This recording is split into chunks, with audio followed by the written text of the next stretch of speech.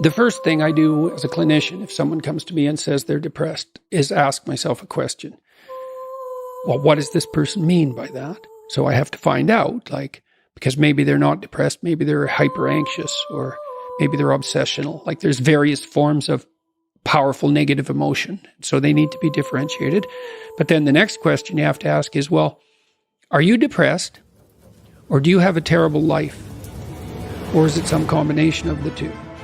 So if you're depressed, as far as I can tell, you don't have a terrible life. You have friends, you have family, you have an intimate relationship, you have a job or a career. You're about as educated as you should be given your intelligence. Use your time outside of work wisely. You're not beholden to alcohol or other temptations. You're engaged in the community in some fundamental sense, and all that's working. Now, if you have all that and you're feeling really awful, you're either ill or you're depressed. And so then sometimes there's a biochemical route to that, treatment of that. My experience has been as a clinician is if you're depressed, but you have a life and you take an antidepressant, it will probably help you a lot. Now, maybe you're not depressed. Exactly. You just have a terrible life. What does that look like? You have no relationship. Your family's a mess. You've got no friends. You've got no plan. You've got no job.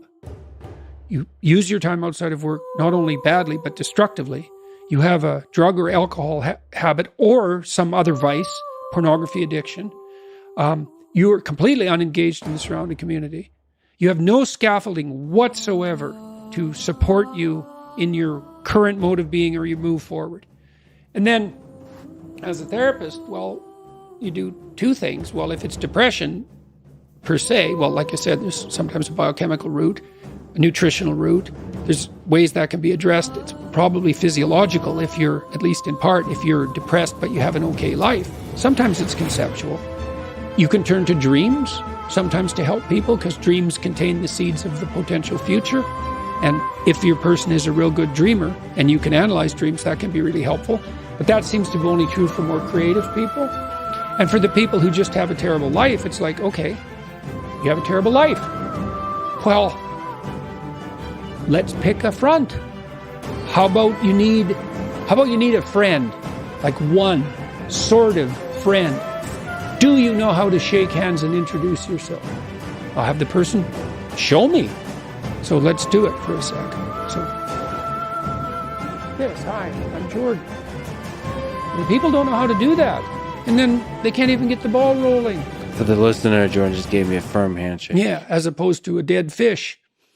And there's these elementary social skills that hypothetically, if you were well cared for, you learned when you were like 3. Yeah. And sometimes I had lots of clients to whom no one ever paid any attention. And they needed like 10,000 hours of attention. And some of that was just listening, because they had 10,000 hours of conversations they never had with anyone. And they were all tangled up in their head. And they had to just... One client in particular, I worked with this person for 15 years. And what she wanted from me was for me just to shut the hell up for 50 minutes, which is very hard for me, and to just tell me what had happened to her. And then what happened at the end of the conversation, then I could discuss a bit with her.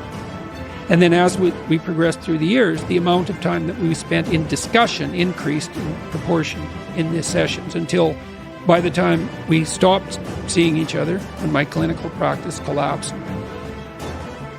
we were talking about 80% of the time. But she'd never been attended to properly, ever. And so she was an uncarved block in the Taoist sense, right? She hadn't been subjected to those flaming swords that separated the wheat from the chaff. And so you can do that in therapy. If you're listening and you're depressed, I would say if you can't find a therapist, and that's getting harder and harder because it's actually become illegal to be a therapist now, because you have to agree with your clients, which is a terrible thing to do with them. Just like it's terrible just to arbitrarily oppose them. You could do the self-authoring program online, because it helps you write an autobiography. And so if you have memories that are more than 18 months old that bother you when you think them up, part of you is locked inside that. An undeveloped part of you is still trapped in that. That's a metaphorical way of thinking about it. That's why it still has emotional significance.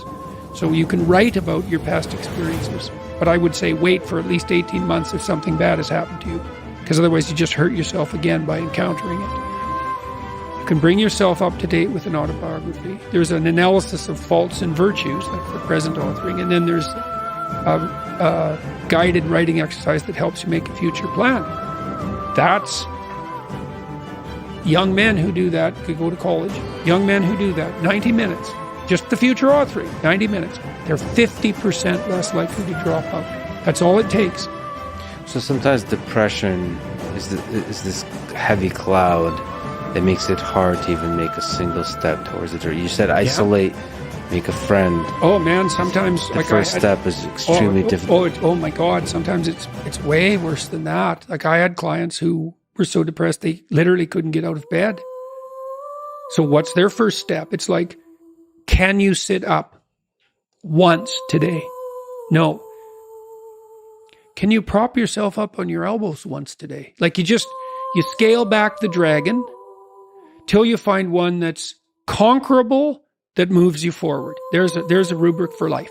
Scale back the dragons till you find one conquerable, and it'll give you a little bit of goal, commensurate with the struggle. But the plus side of that, because you think that, God, that's depressing. You mean I have to start by sitting up? Well, you do if you can't sit up. But the plus side of that is it's the Pareto distribution issue, is that aggregates exponentially increase. And failures do too, by the way, but aggregates exponentially increase. So once you start the ball rolling, it can get zipping along pretty good. This person that I talked about was incapable of sitting with me in a cafe when we first met, just talking, even though I was her therapist. But by the end, she was doing stand-up comedy. So, it took years, but still, most people won't do stand-up comedy. That's quite the bloody achievement. She would read her poetry on stage too. So for someone who was petrified into paralysis by social anxiety and who had to start very small, it was a hell of an accomplishment.